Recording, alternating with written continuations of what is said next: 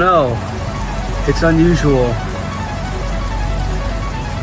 Oh shit, did you see it just switch? You caught something weird. You caught one. Shut up. It's still happening. It's still happening. What is happening right now? I don't know. I don't know. Right there. Wait. 2 of them so far. What the? 1, 2. Oh my god, it's moving around. I don't. That's so weird. I can't see it. What the? Dude. Bro. Oh my god, bro. Oh, something shoot up? Shoot up towards the green pipe. Whoa. Right when that plane was inside. Oh wow. That is nuts. I hear people down there saying, what was that? Do you?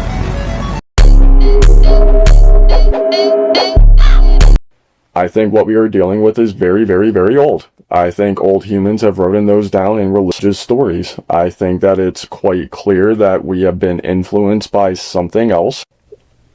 These things, whatever they are probably what are referred to as gods or demons or angels or jinn, or insert whatever cultural or religious perspective you have. There are probably also extraterrestrials. It's not a one-size-fits-all. And considering, you know, humanity has the same stories across many cultures: a flood, crafts that are in the sky, things that are coming and helping humans.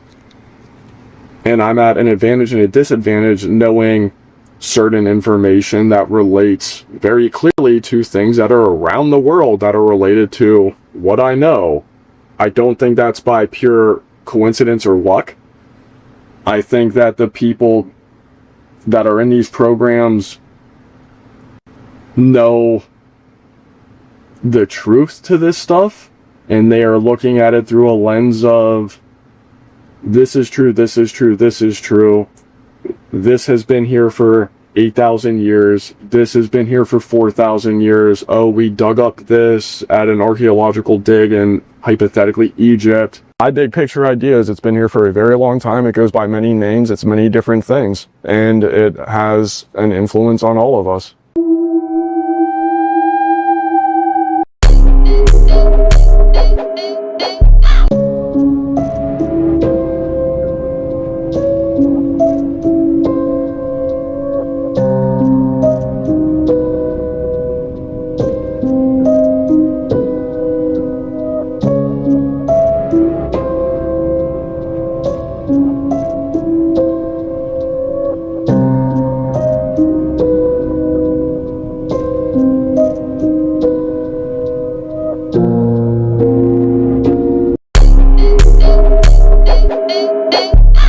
The government is holding 9 alien spacecraft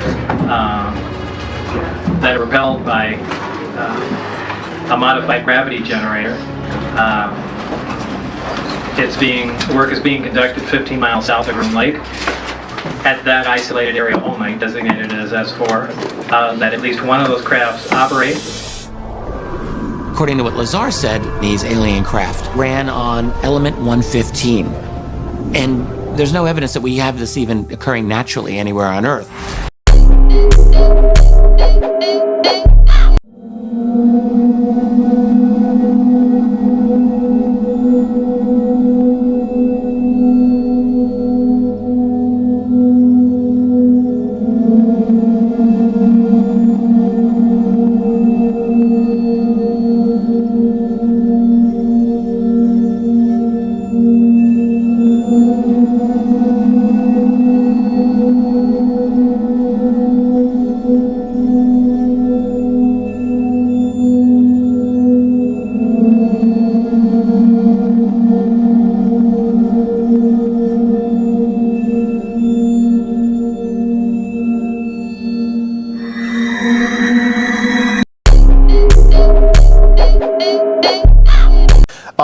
We did get one report that as 3I Atlas gets closer now to the sun, telescopes here on Earth are picking up other objects flying alongside it.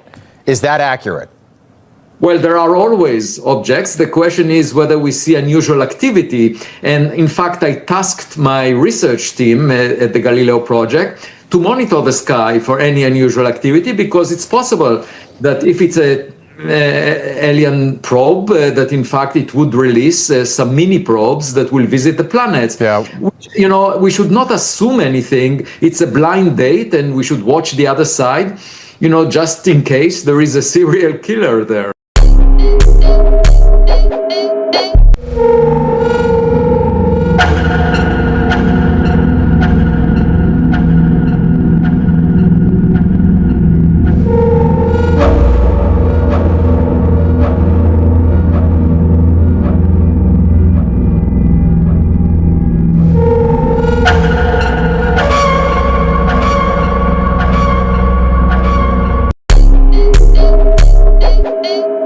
Rover took of 3i Atlas Thursday and Friday of last week. The principal investigator of that camera said that he cannot communicate the information to the public because of the government shutdown. I don't buy the shutdown excuse. That to me is really suspicious 8 days later that NASA hasn't released these photos. It's not like nobody is at NASA right now is able to do this. That, of course, raises some concerns that maybe they know something and do not want to let us know about it. Here's the strange part.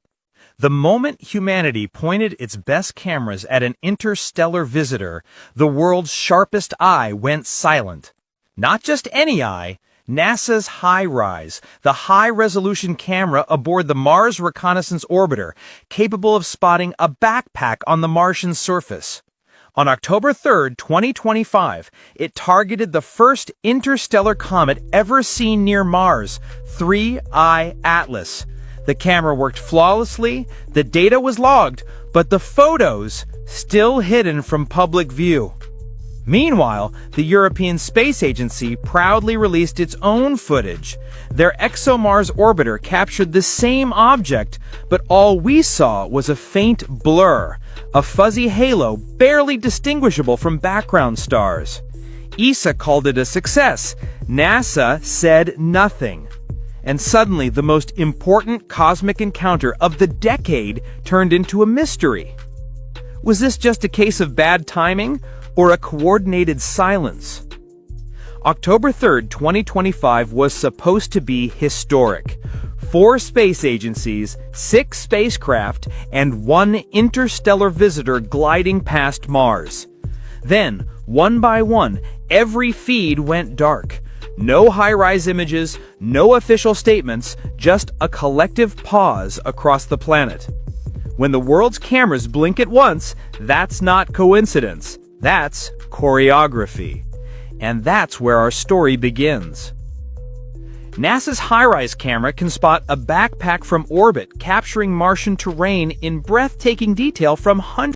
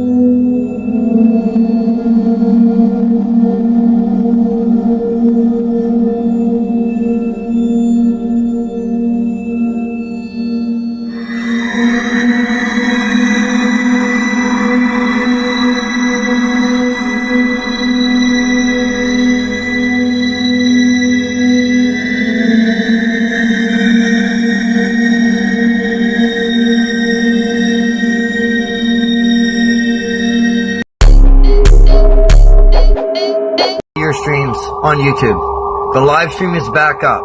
It started at 12:20 UTC time. It's so big I can't make this many parts. It's so big I can't make this many parts. This is insane. Something's happening. I've never seen a continuous line like this. This has to be a line of ships. There's no other explanation for this many things or this big of a thing. Mother Nature cannot produce a line this strong, that much, like, I made a video about this on TikTok. They blocked the recording. They blocked it when I said it was a fleet of ships. As soon as I put it up, they put sound to it. They're trying to stop me from telling you this, people. This is insane. I called this. I called it before it ever happened. You can go talk the people. I have witnesses. I have witnesses. I called this was going to happen.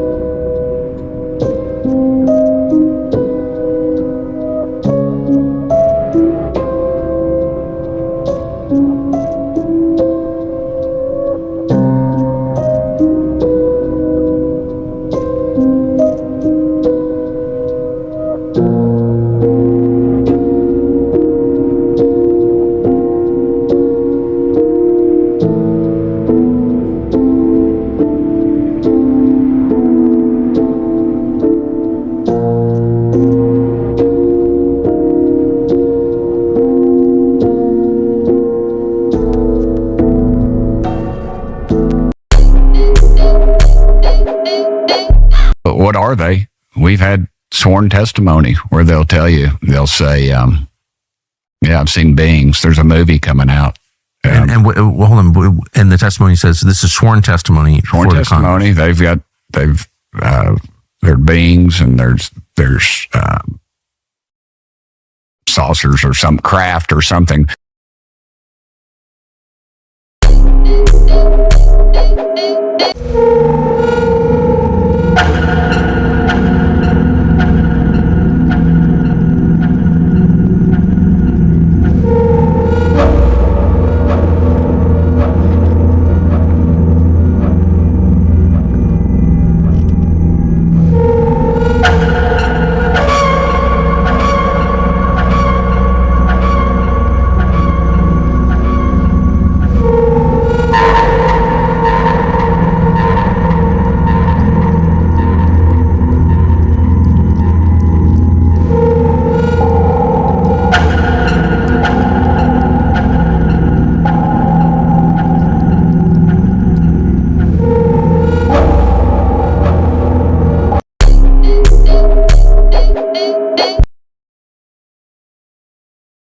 Those weren't discs that came down in 1947 July in Roswell. They were shaped like wedges of pie, and the government documents about them referred to them as planforms, like this. That was a word used during World War II. So wedge-shaped disc, how many people knew that? And here it's in this letter. And I get a piece of metal, and I have been for 17 years going to lab after lab, scientist after scientist, trying a variety of different kinds of experiments.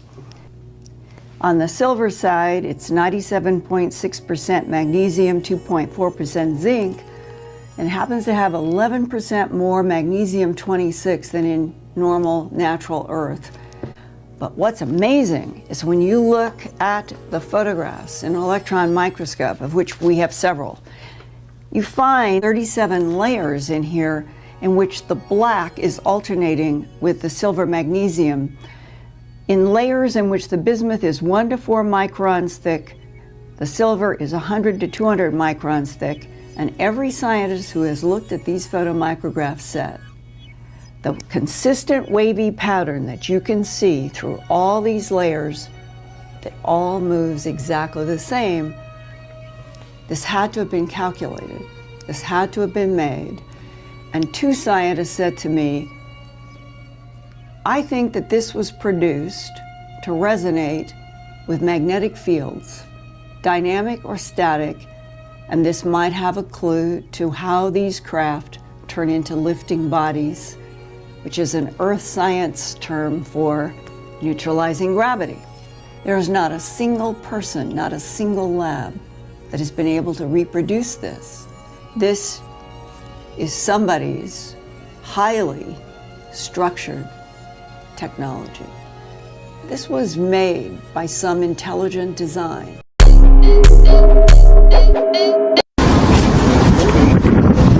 If you need help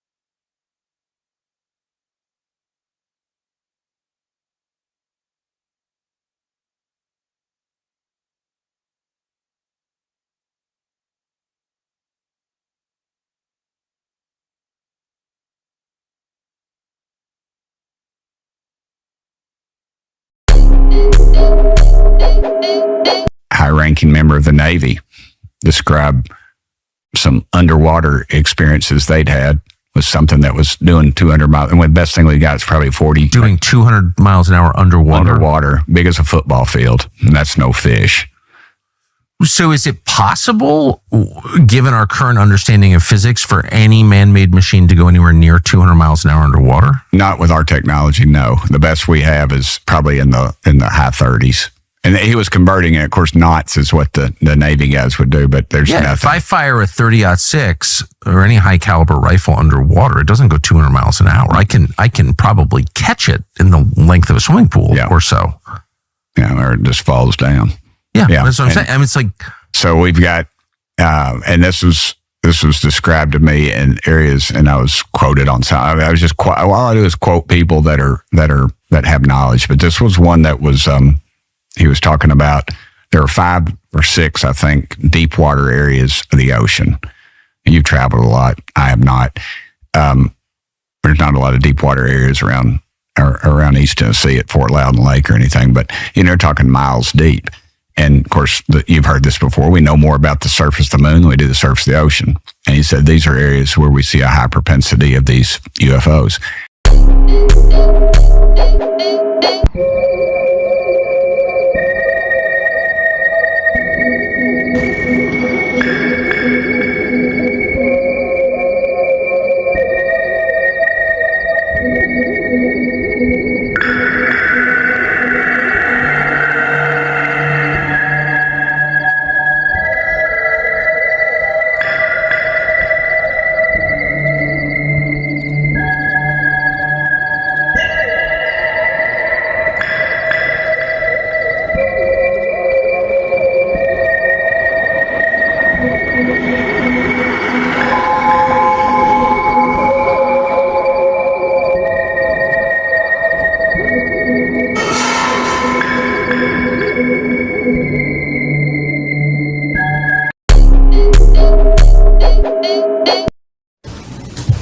And I said, teachers don't stop until June. He said, no, you have to understand, this is February, and we have to prevent the weaponization of space because there is a lie being told to everyone that the weaponization of space is now first being based upon the evil empire, the Russians.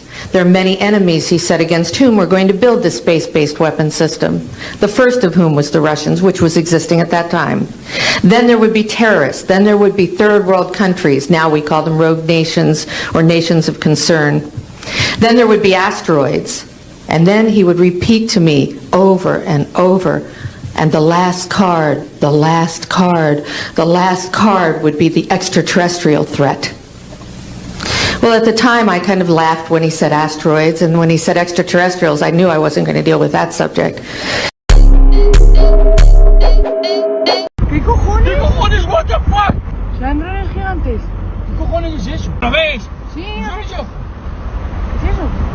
¿Qué cojones? No lo sé. ¿Qué es eso, Gordy? No lo sé. No tiene sentido, chaval.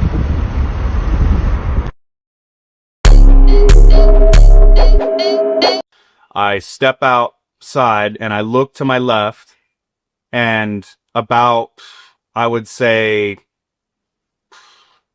300-400 yards, there was a clearing, and surrounding this clearing is these high mass portable generator lights like they use on construction for in roadways that you see and stuff, and highways and stuff like that.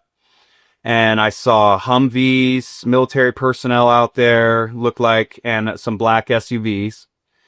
And I see hovering about 15 to 20 feet off the ground, this giant, maybe 300 or so feet in length aircraft.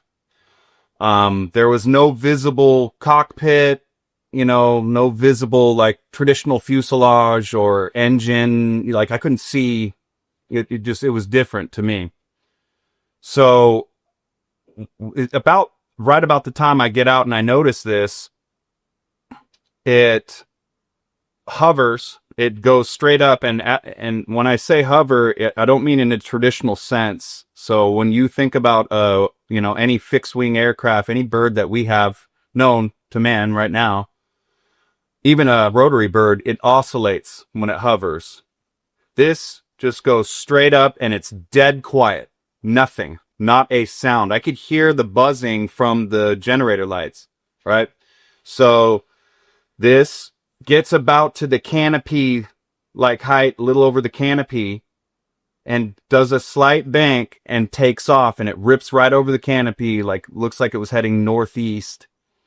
And which I'm guessing, I honestly couldn't remember. Just, I don't know. Sometimes, you feel like your cardinal directions, like which way is home. Anyway, this aircraft, when it banks, I can see that it's a perfect triangle, and it's gigantic, and it has a white light at each apex of the triangle and a large white light in the center. And it takes off and it zips out of sight. I mean, Mach something we don't know. And I mean, it takes off. And the biggest shock to me at that point was there was no audible report. There was nothing, like something going that fast, it's going to bust the sound barrier, you're going to hear it. And I didn't. I heard nothing. And at that point, again, it was just the buzzing of the generator lights out there. I watched this as I'm smoking my cigarette, seemingly do several touch and goes, but it doesn't go down at that little drop zone that it took off. It just comes back, stays there for a second, couple seconds, and then takes off again. Comes back, stays there for a couple seconds, takes off again.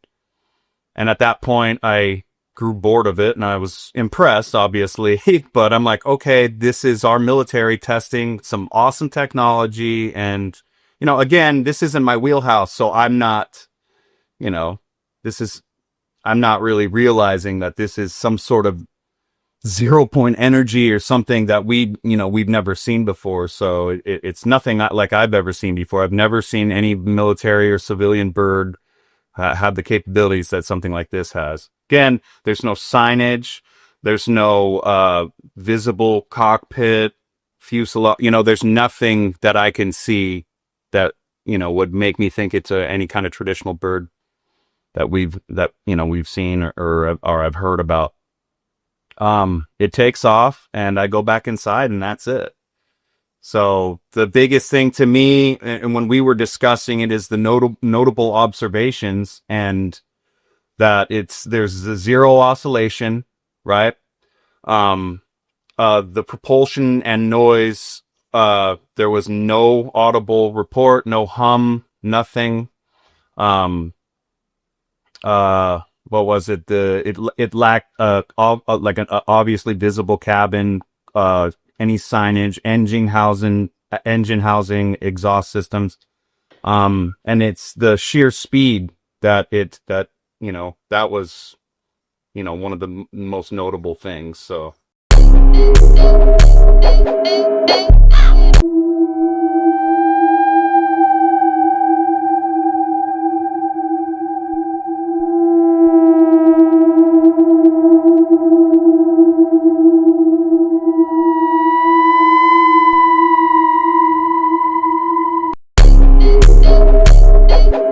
Oh my son of a bitch! It's Lou Elizondo. Holy shit, Lou! What? How are you, good sir? Honor and privilege. Always good to see you folks. Yes, absolutely. Thank you for saying hi. We love you, my friend. We're here for you. Absolutely. Always appreciate what you guys do. Look, a lot of things are happening right now. I know people are used to hearing that. A lot of things are happening behind the scenes, but they really are. And I can't thank you enough for everything you guys are doing. You're right. I think the veil of a lot of this nonsense and crap that we're seeing online, I think a lot of that's going to be exposed here very soon. I think a lot of people are wise to what's actually going on. But with that said, this is not about me. I appreciate you making it about me, but it's really not. It's about all of us. Yeah. And it's about what's going on and what's happening in Washington, D.C. By the way, let me just tell you, there's a hell of a lot going on right now in Washington, D.C. So, I imagine your feeds are going to be right now full of hate right now because I'm on here. My serious apologies. That's not my intent. content. But for all your loyal supporters, a big thank you to all of you. And also, by the way, you're making a huge difference. There are things happening behind the scenes that are absolutely 100% making a difference. Thank God. I know in this information vacuum, people get frustrated. There's a lot of anxiety. People say, what's actually happening? Are we losing disclosure? Not at all. There is more conversation happening now than ever before. Wow. And by the way, there's a lot going to happen now as we continue to see the momentum building and building and building. There's an old saying, when they're shooting at you the most, you're on target, right? So Exactly, my we're getting friend. shot at a lot right now. That's okay. Let them take their shots. It bounces right off. It's okay. They're going to do what they're going to do.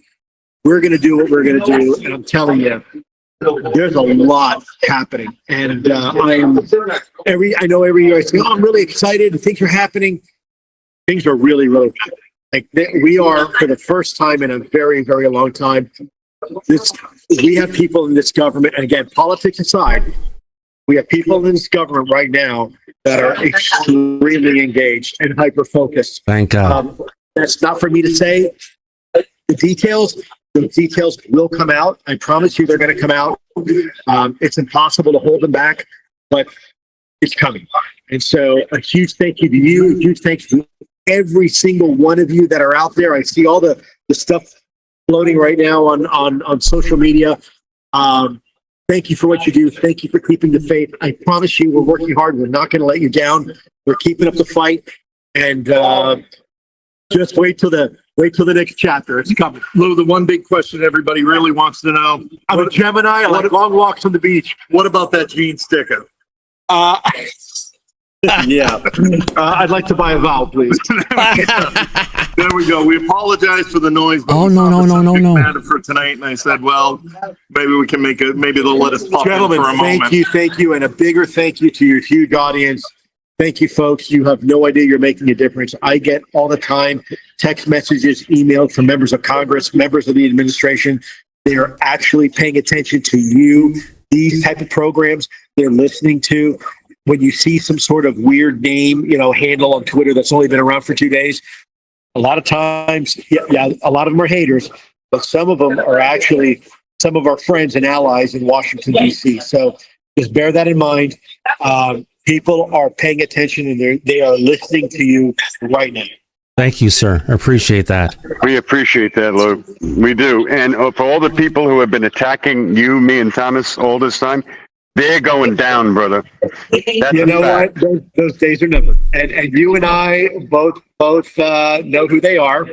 And some of the self-consolation that I try to remind myself on a regular basis is that, look, we've been doing this for a long time, and we know exactly who these guys are and these gals are. The funny thing about that type of behavior, it usually self-corrects. They usually wind up taking care of themselves over time. So, anyways, that part of the story has yet to come out. But don't worry, we got you loud and clear. We know what's going on. We know who are the agitators. We know who are the profiteers, and we also know who the good guys and good gals are. So, thank you very much for everything that you guys did. Thank you, sir. We appreciate everything you're doing. Brother. Thank you for everything what you do. Sorry to interrupt you guys. No interruption. Didn't mean to ambush you guys. Sorry. Oh, no ambush. Wow. You're welcome.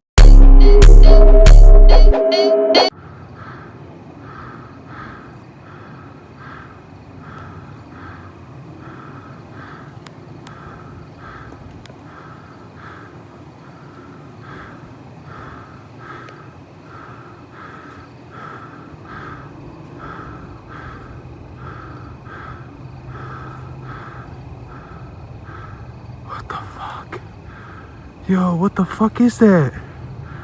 Yo, what? Yo, what?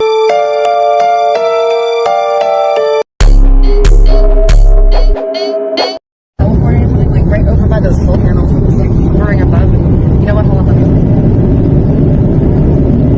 Oh shit! Whoa!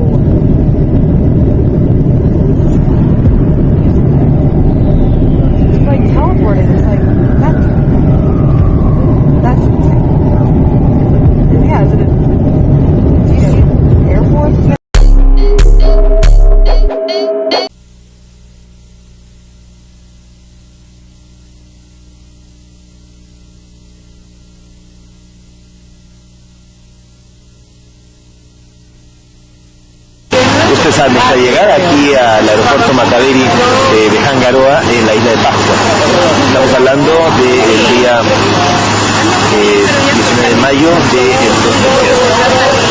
Normalmente hay globos aquí, insisto. Un globo que tenga que ver con mediciones de aire o de viento, eso hay que consultarlo aquí en el aeropuerto Mataveri. De todas maneras resulta bastante extraño, ¿no? Por el tipo de movimiento que tiene. Porque sí, baja, sube,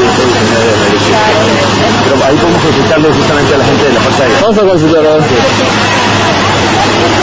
Hola, ¿ustedes son de aquí? ¿Qué tal? ¿Ustedes tienen algún globo meteorológico acá? ¿Qué tal ustedes? Ah, ¿el que está ahí arriba? Sí, ¿eso de ustedes? Sí, no, este lugar está por encima del volcán Ranocao. Estamos justamente aquí en el momento de nuestra llegada ya al aeropuerto Mataveri, Hangaroa.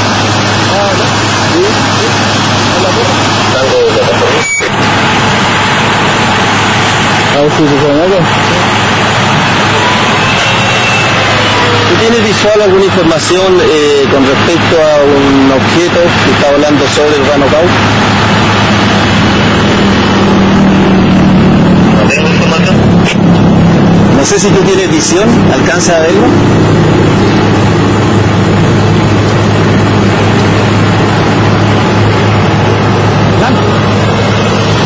Ahora lo veo.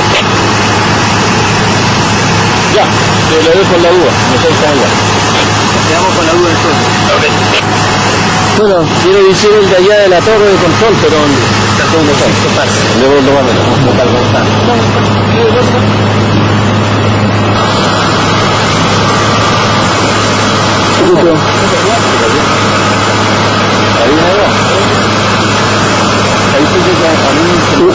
¿Ustedes vieron alguna vez algo así? Sí, o sea, lo tuve que tapar con dos manos. De todas maneras, cuando llegamos allá al ciudad de Guadalajara,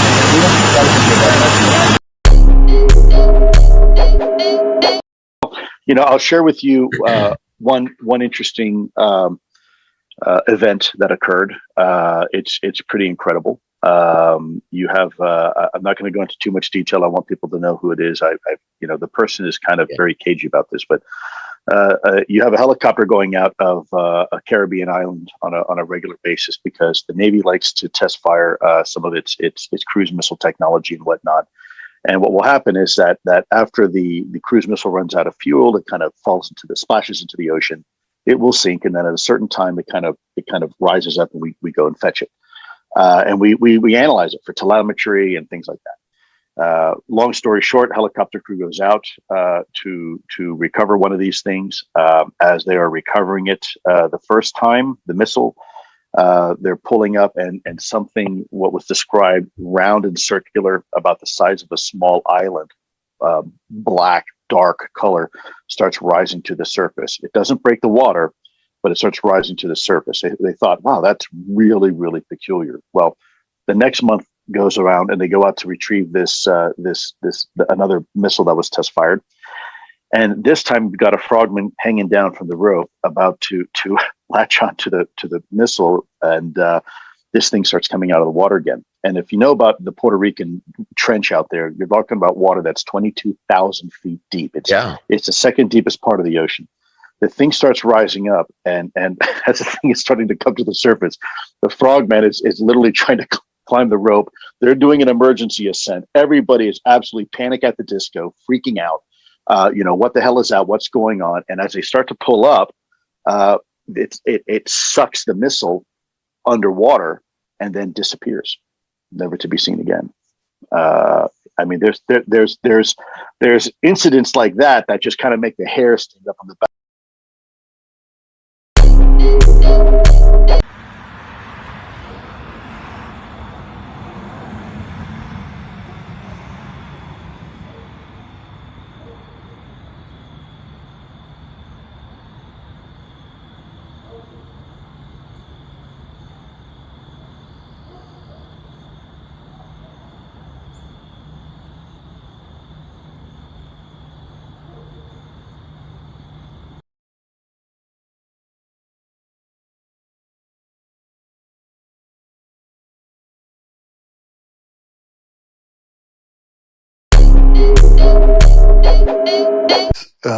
There's a stigma, I think, with looking at things that are out of the ordinary. And Josh, my last question would be, would you ever testify in the U.S. Congress? Do you think you and your father would ever testify about the tridactyl discovery in the United States? Because, in my opinion, it's the best evidence of non-human intelligence discovered, especially when we look at the fingerprints, the anatomical structure. I believe that there is good enough evidence to suggest that we may not be alone. And I don't know if you would testify in the U.S. Congress about that stuff. Well, Gonzalo, I'm not going to dodge a federal subpoena. So, I mean, you know, if they subpoena me, I'll show up with bells on. I'll tell the truth. But, you know, I don't know. I haven't been asked. So, and, you know, they know where to find me. You know, I'm an easy guy to find. So, yeah, of course I would. Yeah, happily. Awesome, bro. Such a good lawyer answer. So good. Looking through a thermal under white hot. There's a truck. You can zoom in on the truck. Let's get our focus. Okay, that truck is about 150 yards away. Okay, now that's the moon, and we're just gonna start scanning the sky because there's a lot of shit going on that you can't see with the naked eye that I cannot explain. They're not bugs, they're not bats. Here, that's what a plane looks like. Okay, and there's something next to the plane. I don't know what it is. Okay, there goes a shooting star, I think. But you catch my drift? That's out in front of the plane. And I don't know what it is. It's like the plane's following it. Not a satellite. They're all over the place. Can't see them with the naked eye. Have no idea what they are. But they're freaking... See that one just turned? Just turned. They're not bats. They're everywhere. You ever try to take a week off from the news because it's too much, and then you try to jump back in, and then you're like, I'm too far behind. Like, we have aliens. Did you know that? Like, the government has fully confirmed that there are aliens, and that's great. By the way, listen to the response that just got. Yeah. Like, it wasn't even that much. It was just aliens. Isn't that it? Like, for 70 years, the government's been like, no aliens. No, remember Area 51, Roswell, all that stuff? They found UFOs, and they're like, no, we didn't find anything. And the reason they did that is because they didn't want, like, mass hysteria. They thought if they told us about the aliens, that we're going to, like, burn down City Hall, and chaos would erupt. And now, years later, they told us, yeah, aliens are real. And we're just like, yeah, I could see that.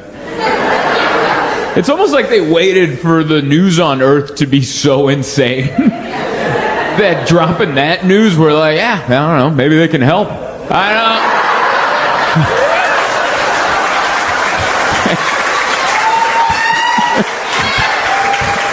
Maybe they can come down and give us a little wisdom.